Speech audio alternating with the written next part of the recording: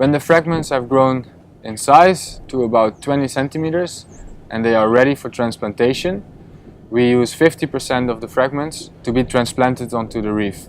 The other 50% will be cut into half. These cut fragments can be used to expand the nursery in size. We cut the fragments in half by using cutting pliers, and we also use the same fish ropes again to attach these new fragments into the trees in the nursery. These new fragments will also be weekly monitored for growth, recovery, but also for algae overgrowth, predation and diseases. The recovery of the wound tissue in both mother colonies and fragments is about a month.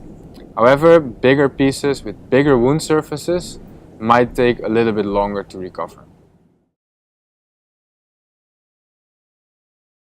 When the fragments have grown to about 20 centimeters in size and they are ready for transplantation back to the reef, we cut the fragments from the tree using pliers and make sure that the fish wire is as much removed as can be possibly achieved.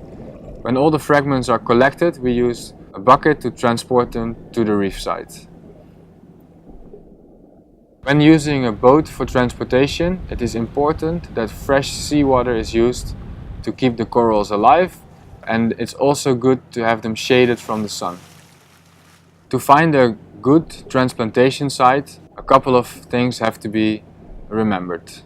It is important that there are natural occurring staghorns or elkhorns already in the area, as this will increase the chance of survival for the transplanted fragments. For transplantation, we use two different methods. Method 1 is the use of rebar and bamboo. We drill or hammer 3 pieces of rebar into the reef, after which we use 60 centimeter bamboo to make a little triangle by use of zip tying them together, and on this we zip tie the coral fragments.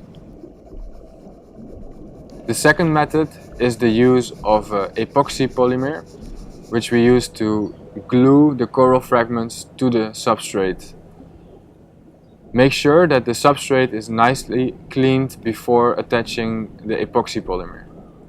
The coral fragments can be transplanted back to the reef to any potentially good site.